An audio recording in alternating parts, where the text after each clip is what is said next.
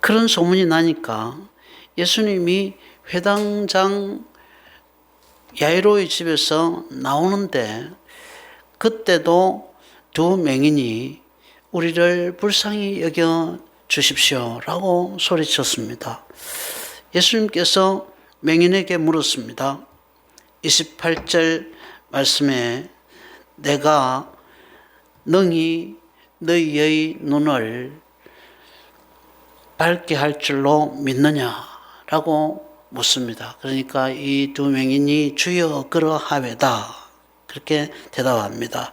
29절 30절 말씀에 보면 너희 믿음대로 될지라 하시니 그들의 눈이 밝아졌다 그렇게 기록되어 있습니다. 평생 못 보던 사람의 눈을 뜨게 하는 것도 한순간이었습니다. 예수님에게는 불가능한 것이 없습니다. 예수님께 나아가면 예수님은 그것이 무슨 일이든지 한순간에 해결하시는 분이십니다. 그들의 믿음이 확인된 순간이었습니다. 내가 능히 너희의 눈을 뜨게 할 줄로 너희가 믿느냐? 라고 했을 때에 그러하에다 주여 라고 하는 그들의 믿음이 확인되어지는 그 순간, 그리고 예수님의 말씀이 떨어지는 순간이었습니다. 너희 믿음대로 되라 하시니 그 말씀대로 되었고 그들은 눈을 떠서 보게 된 것입니다. 예수님은 문제를 해결해 주시기 전에 항상 믿음을 먼저 확인하십니다. 내가 능히 이 일을 할 줄 믿느냐고 우리에게도 물으십니다.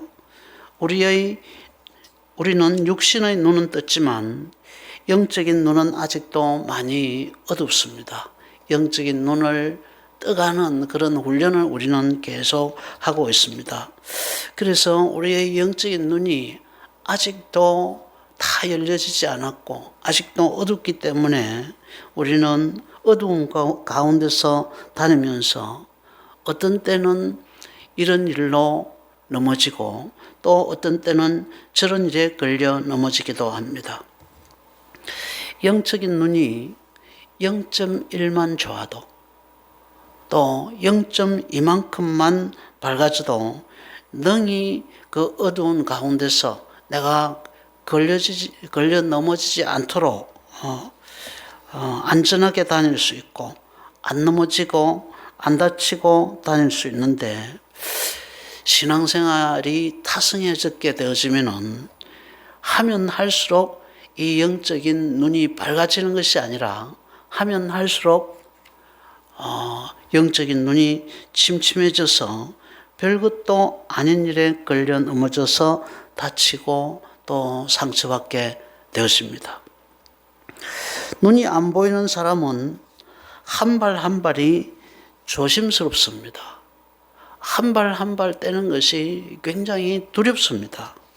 보는 사람이 100보, 200보를 갈 때에 보지 못하는 사람은 10걸음도 뛰지를 못합니다. 그만큼 진보가 늦습니다. 그만큼 뒤처집니다. 이런 문제에 대해서, 이런 영적인 어둠에 대해서 영적인 것을 못 보고 그래서 넘어지고 자빠지는 이런 문제가 영적인 문제에 걸려 있는 것이고 이런 부분의 답답함을 느끼지 못한다고 한다면 그 사람은 고칠 방법이 없습니다. 일단 답답함을 느껴야 됩니다. 그 문제에 대해서 자신이 답답함을 느껴야 됩니다. 답답함을 느낀다면 믿음을 가지고 주께 나오시면 되는 것입니다. 너희 믿음대로 되라 하십니다. 믿음을 가지고 주께 나온 그 두 맹인을 향하여서 그 믿음을 확인하시고 네 믿음대로 되라고 하셨습니다. 그래서 믿음으로 나오게 되어질 때 믿음만큼 보입니다. 믿음만큼 열려집니다. 보는 것이 맹인에게는 영원히 불가능할 것 같지만 믿음이 있으면 믿음이 주님에게 확인되어지고 주님께서 네 믿음대로 되라고 하는 말씀이 떨어지는 그 순간에 그 문제가 한순간에 풀어지는 것입니다. 그러므로 믿는 자들에게는 문제가 아니고 믿음이 없는 것이 문제이고 문제를 가지고 있으면서도 주님께 나오지 않는 그것이 문제인 것입니다.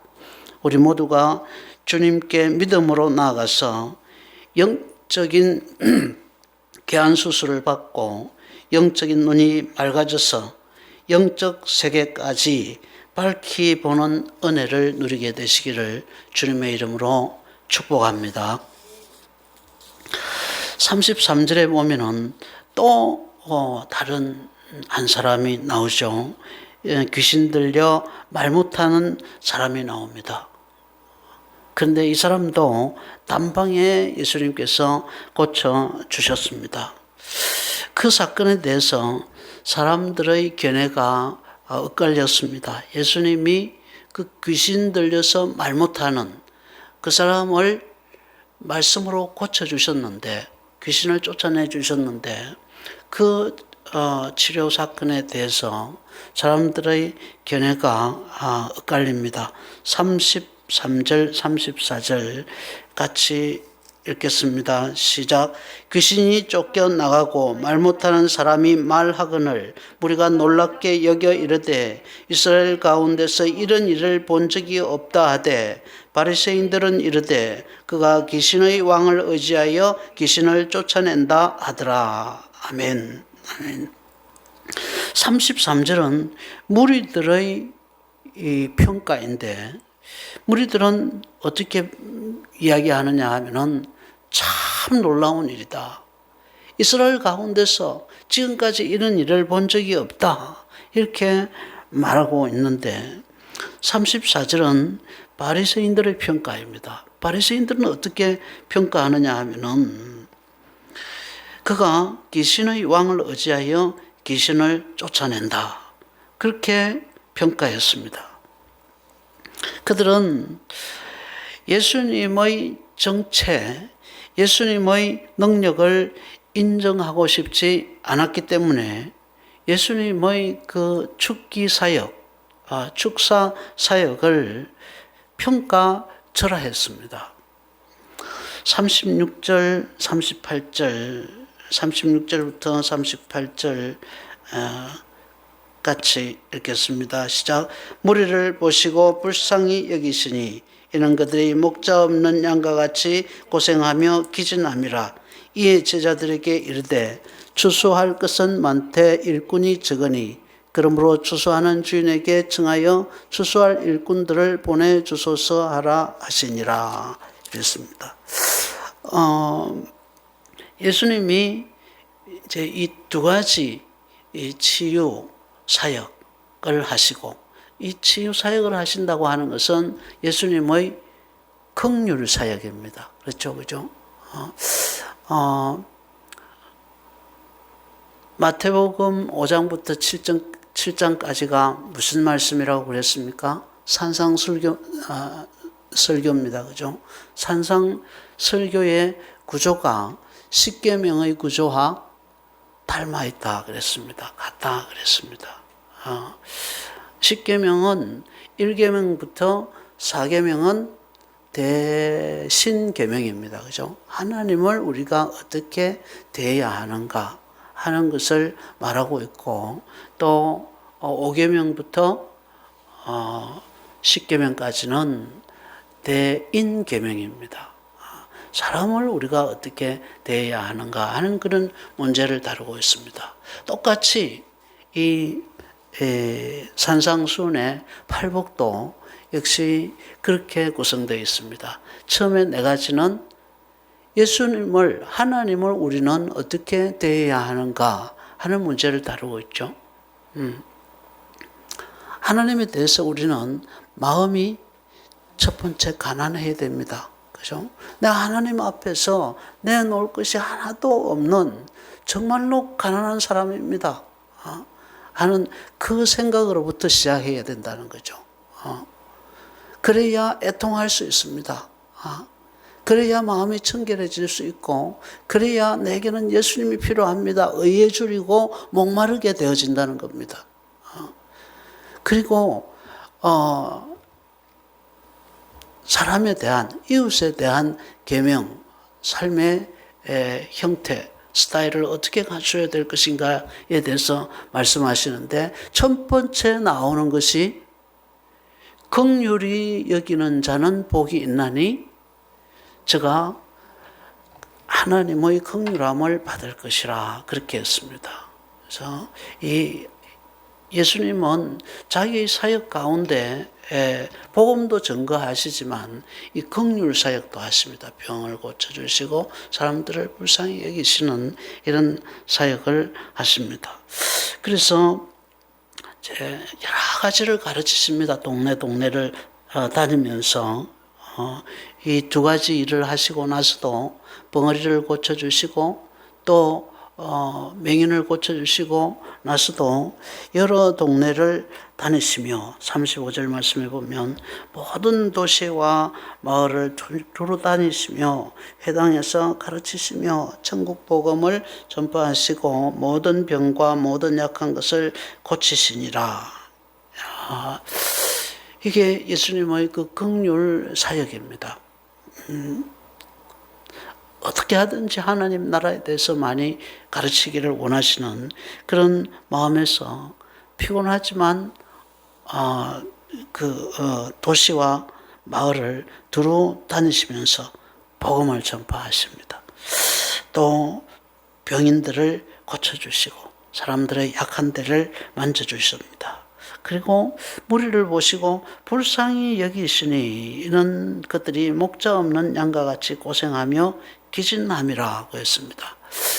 앞에 있는 이야기하고 지금 뒤에 나오는 이 무리를 보시고 불쌍히 여겼다고 하는 이 말씀과는 별로 연관성이 없는 이야기인 것 같습니다. 그래서 툭 튀어나온, 문맥에 관계없이 툭 튀어나온 말씀 같지만 깊이 묵상하면 앞의 기사와 깊은 연관성을 가지고 있습니다. 예수님께서 무리를 보시고 왜 불쌍히 여기셨다고 말씀하고 있습니까? 36절 하반절에 보시면 이는 그들이 목자 없는 양과 같이 고생하며 기진함이라고 했습니다. 이것이 예수님께서 무리를 불쌍히 여기신 이유입니다. 이는 그들이 목자 없는 양같이 고생하며 기진함이라. 여러분, 이 말은 실제로는 그 무리들에게 목자가 있었다는 것입니까? 없었다는 것입니까? 이는 그들이 목자 없는 양같이 고생하며 기진함이라 라고 하는 이 말 속에 이 말을 우리가 깊이 들여다보면 실제로 그 무리들에게 목자가 있는 겁니까? 없는 겁니까? 있다는 겁니다. 그 무리들에게 목자가 있습니다. 목자가 있는데 목자들이 돌보지 않아서 영양실조에 걸리고 거의 죽기 직전에 있는 기신한 양같이 되었다는 것입니다. 무리들이. 그래서 무리를 불쌍히 보시는 겁니다. 무리들은 그냥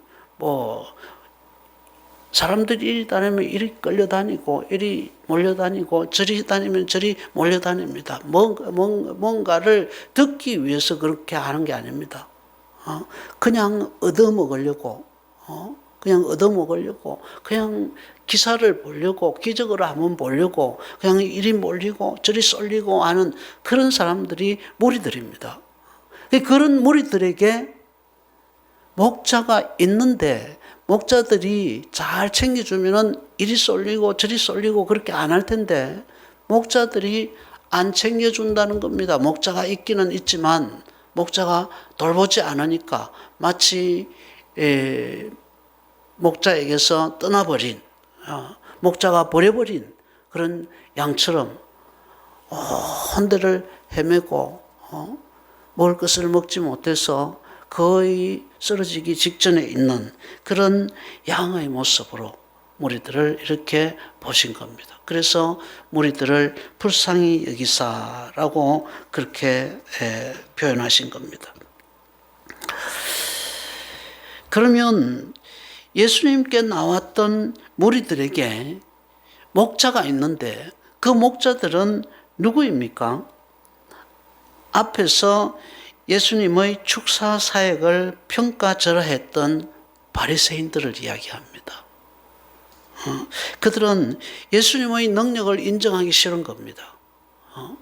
예수님의 정체를 알았을 수도 있고 알아도 그 무리들에게 제대로 가르치기 싫었고 또 몰라서 안 가르친 그런 점도 있었습니다. 그래서 예수님이 그렇게 놀라운 일을 했다고 그러잖아요. 무리들이 벌써 그렇게 이야기하잖아요. 정말 놀라운 일이로다. 이스라엘 중에서 이런 일을 본 적이 없다. 무리들이 그렇게 이야기함에도 불구하고 이들은 예수님을 인정해 주기 싫은 겁니다. 인정해 주기 싫어서 예수님이 귀신의 왕을 의지하여 귀신을 쫓아낸다고 예수님의 그 사역을 아주 평가절하해 버렸던 그런 사람들이었습니다. 그들은 이스라엘의 목자들로서 메시아를 먼저 알아봤어야 될 사람들입니다. 그렇죠? 바리새인들, 목자들이니까. 그리고 그 메시아를 백성들에게 소개해주고 백성들이 어디 마음 둘 데 없는 이리 쏠리고 저리 쏠리는 그 목자 없는 양 같은 그런 백성들을 불쌍히 여기는 마음을 가지고 있어야 됐습니다.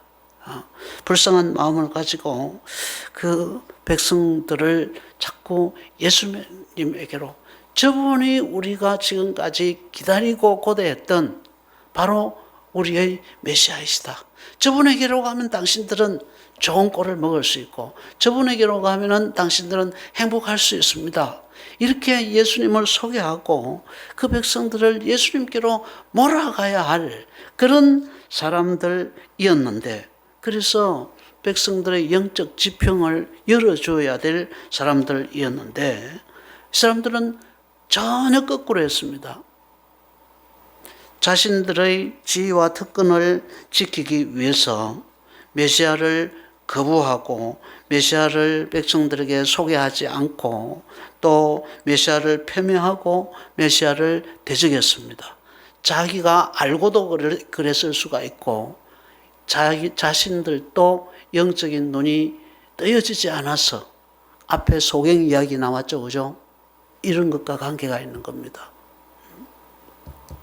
자기들이 소경이라서 그러지 못했을 수도 있었습니다. 이렇게 영적으로 무지한 자들에게 영적 맹인과 같은 자들에게 가르침을 받는 무리들이 하나님의 백성들을 볼 때에 저 백성들이 무슨 저런 사람들에게 영적인 만족을 얻을 수 있겠는가? 목자라고 세워놓은 것들이 전부 다 자기 배만 생각하고 전부 다 영적으로 눈이 열리지 않아서 그들로부터 아무것도 공급받지 못하는 것을 보고 예수님은 무리들을 목자 없는 양같이 불쌍히 여기신 것입니다. 여러분, 우리에게 이런 마음이 있어야 됩니다. 사람들의 영혼을 볼 때에 목자 없는 양같이 불쌍히 여기는 그런 예수님의 마음을 우리가 가질 수 있어야 되는 것입니다. 긍휼함입니다. 긍휼함. 그렇죠? 긍휼함. 긍휼히 여기는 자는 복이 있나니 그가 긍휼히 여김을 받을 것이며 라고 했습니다. 성경은 복음만 전도하는 책은 아닙니다. 성경은 사람을 참 사람으로 만들어주는 책입니다. 우리 역사에 보면은 조선시대에 그 사단 논쟁이라는 게 있었어요. 사단 논쟁. 우리가 예로부터 이제 그 중국으로부터 공자에게 인의 예지 사상을 배웠습니다. 이제 그 인의 예지 사상을 공자는 이야기했고, 맹자님은 그걸 사단 칠정으로 그렇게 정리를 했어요. 그 사단이라는 건 뭐냐 하면은 인간이 인간인 단서가 있다는 거예요. 인간이 인간인 단서가 있는데, 그게 그 단이라고 하는 것은, 끄트머리를 이야기하는데, 실마리를 이야기하는데, 그 실마리가 단서가 된다는 겁니다. 인간이 인간인 단서, 실마리, 그 어디서 찾느냐 하면은 사단에서 찾는 겁니다. 그 인의 예지에서 찾는데요. 그 인을 척은지심이라 했어요. 명자는 척은지심. 척은지심, 사람이 다른 사람을 천히 여길 수 있는 마음을 가지고 있어. 그런 감정을 가지고 있으면 그 사람은 사람이라는 겁니다. 그리고 수호지심이라는 게 있다 그랬죠, 그죠? 수호지심, 의. 이 잘못한 것을 알고, 죄를 짓고 잘못한 것을 알고 부끄러워할 줄 아는 마음이 있으면 그 사람은 사람이라는 겁니다. 그리고 얘는 무슨 지심이고, 나중에 지는 그 옳고 그름을 구분하는 시비지심입니다. 시비지심.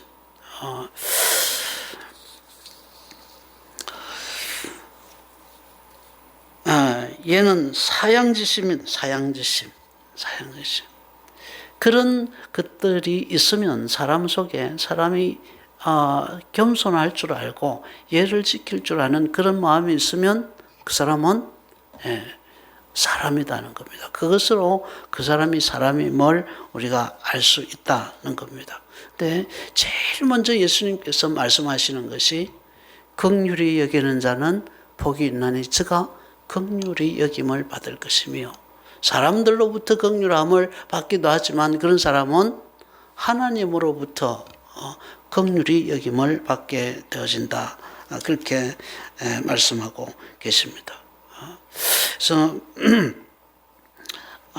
예수님은 무리들을 보시면서 또 그렇게 이렇게 쏠려다니는 그 무리들의 선생이, 지도자가, 목자가 바리새인들, 서기관들, 대제사장들, 이런 사람인데, 이런 사람들은 영적으로 완전히 무지한 사람입니다. 자기 배만 불리려고 하는 그런 사람들입니다. 예수님을 자기의 종교적인 틀 속에 가두어 놓고는 예수님을 제대로 이렇게 보지 못하고, 예수님을 제대로 설명하지 못하고, 제대로 가르치지 않는 그런 사람들입니다. 자기들의 특권, 자기들의 그 기득권, 그것을 지키기 위해서 예수님을 계속 폄훼하는 그런 사람들입니다. 그런 사람들에게 자기 백성이 지금 맡겨져 있다고 하는 것, 이것을 예수님은 척은히 보신 겁니다. 저 사람들에게 영적인 어떤 유익함을 내 백성이 얻어낼 수 있을까? 저 무리들이 저런 지도자들에게 무슨 영적인 좋은 것을 얻을 수 있겠는가? 그래서 척은히 여기시고, 그래서 불쌍히 여기신 것입니다. 37절 보겠습니다. 37절 같이 읽겠습니다. 시작. 이에 제자들에게 이르시되 추수할 것은 많되 일꾼은 적으니 이랬습니다. 이 무리들을 보시면서 예수님은 참 이 무리들이 하나님의 백성들인데 그래도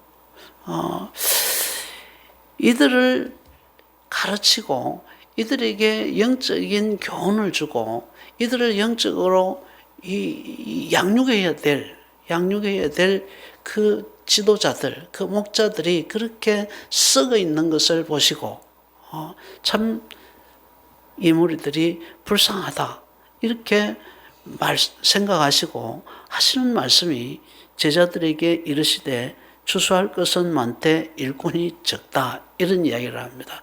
전혀 이게 문맥에 안 맞는 이야기인 것 같은데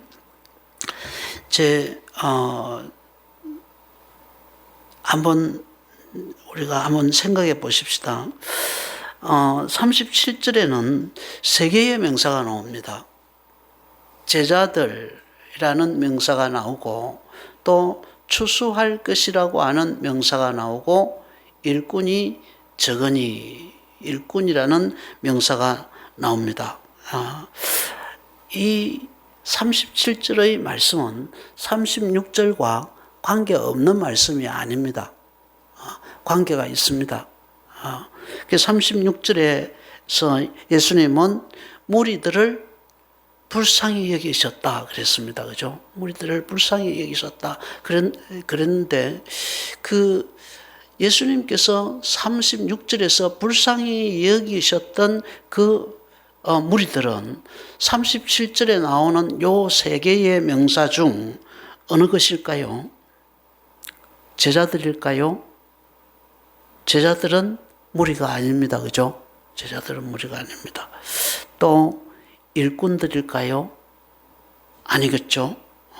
일꾼들은 성실한 일꾼들은 무리가 아닙니다. 충성스러운 일꾼들은 무리가 아닙니다. 나중에 보면 일꾼들을 추수할 일꾼들을 보내주소서 했으니까 그 추수할 일꾼들은 성실한 일꾼들입니다. 이 성실한 일꾼들은 요리 쏠리고 저리 쏠리는 그런 무리가 아닙니다. 그렇다고 한다면 무리들은 추수할 것입니다. 추수할 것. 추수할 것이 무리들입니다. 추수할 것은 많은데 추수할 일꾼은 적다. 무리는 많은데 그 무리를 거두어 드릴 만한 그런 일꾼은 적다는 겁니다. 양은 많은데 그 양을 살찌우고 양을 잘 돌볼 수 있는 목자 같은 목자는 적다는 겁니다. 이게 아주 없다는 것이 아니라 적다고 기록하고 있습니다. 그래서 38절 같이 기도하라는 겁니다. 38절 같이 읽겠습니다. 시작. 그러므로 추수하는 주인에게 청하여 추수할 일꾼들을 보내주소서 하라 하시니라. 아멘. 추수하는 주인은 여기서 하나님을 이야기합니다. 하나님에게 청하여서 추수할 일꾼은 목자들입니다. 그죠? 추수할 일꾼들, 목자들을 보내주십시오. 성실한 일꾼들, 성실한 목자들을 보내주십시오. 그렇게 기도하라고 말씀하고 있습니다. 이 세대의 진짜 문제는 이겁니다. 추수할 것은 많은데 추수할 일꾼이 적다는 겁니다. 일꾼다운 일꾼이 적다는 것이고 영적으로 열려서 양에게 좋은 꼴을 먹이려고 애쓰는 그런 목사가 적고 그런 목자가 적고 예수님을 바로 소개하고 예수님을 바로 가르치는 또 백성들을 성도들을 예수님께로 자꾸 밀어붙이고 예수님의 편이 되게 하는 그런 목자가 적다는 것입니다. 여러분 진짜 목자였던 분은 단 한 사람 있습니다. 예수님이 진짜 목자입니다. 그죠? 그런데 그 목자를 진짜 목자라고 소개하고 자기는 완전히 역사 속에서 외치는 자의 소리로 없어져 버린 사람이 있습니다. 누구죠? 세례 요한입니다. 세례 요한, 적어도 세례 요한 같은 그런 목자가 없다는 거예요. 세례 요한은 자기 제자들이 예수님에 대해서 알고자 했을 때 뭐라고 이야기합니까? 나는 그의 신방을 끈 묶어 주는 그런 역할도 감당할 수 없는 자다. 내가 메시아라고 했던, 내가 메시아라고 생각했던 그분이 바로 저분이다. 저 예수가 바로 내가 메시아라고 했던 바로 그분이다. 그러면서 자기 제자들을 등 떠밀어서 예수님께 보냈습니다. 그런 적어도 우리가 예수님처럼은 못 되어도 적어도 이제 그런 세례 요한과 같은 그런 역할을 우리가 감당해내야 되는데 바리새인들은 어떻게 했습니까?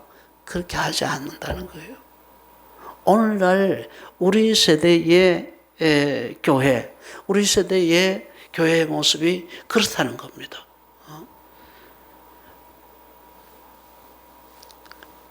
성도들을 또 무리들을 예수님에게로 이렇게 붙여주지 않고 자기의 사람으로 만들려고 하는 겁니다. 자기 편을 들어주는 사람으로 자꾸 만들려고 하고 있다고 하는 것, 이것이 문제입니다. 이것이 오늘날 교회의 현실이기도 한 겁니다. 그래서 예수님은 언제나 이런 모습을 보시면서 애가 타는 것입니다.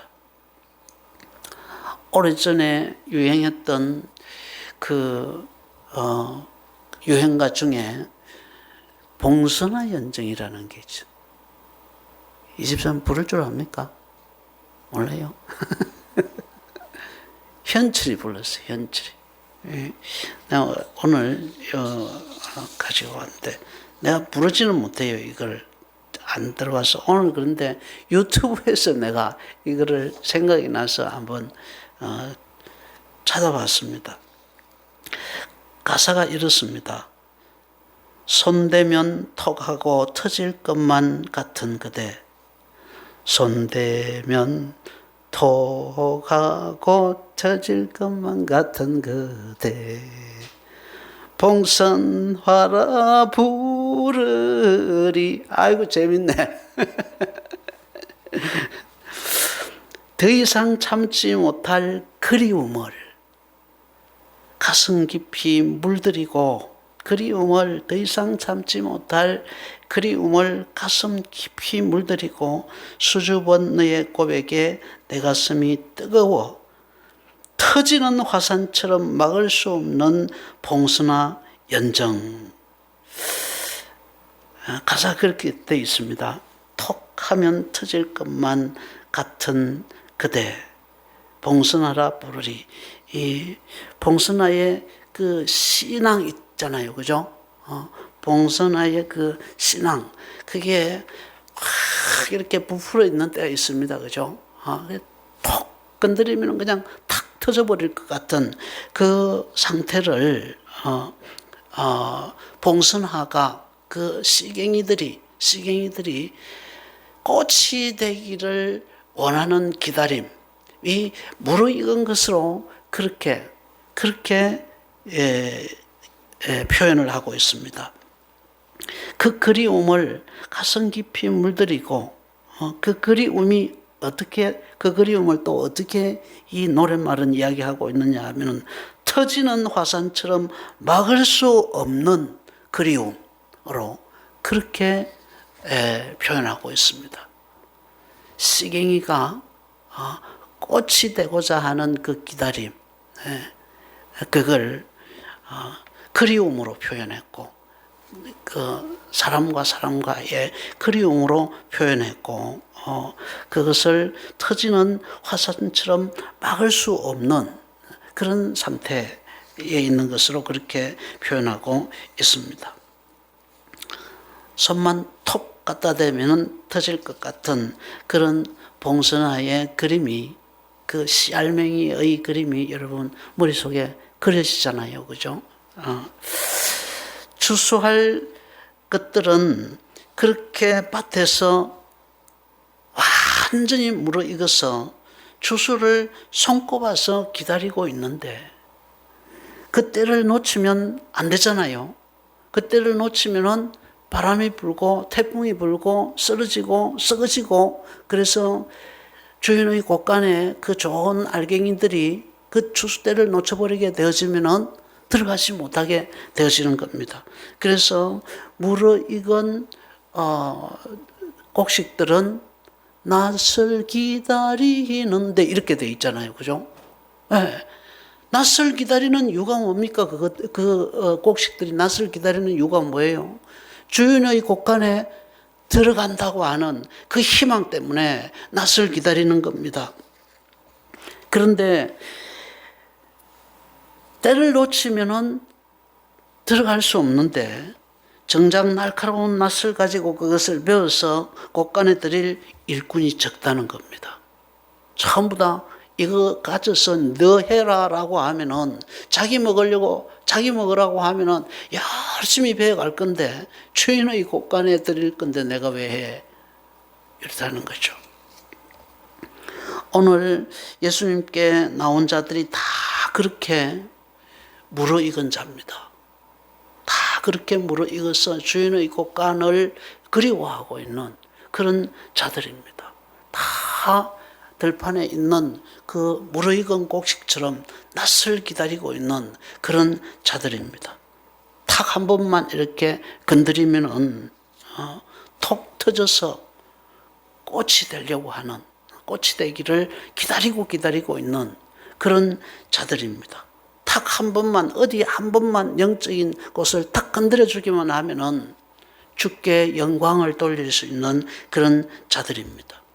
앞에 나왔던 두 맹인이 그런 사람입니다. 그러니까 주님께서 이 두 맹인을 고쳐주시면서 절대 소문내지 마라 그렇게 이야기하잖아요. 그죠? 30절 한번 보실까요?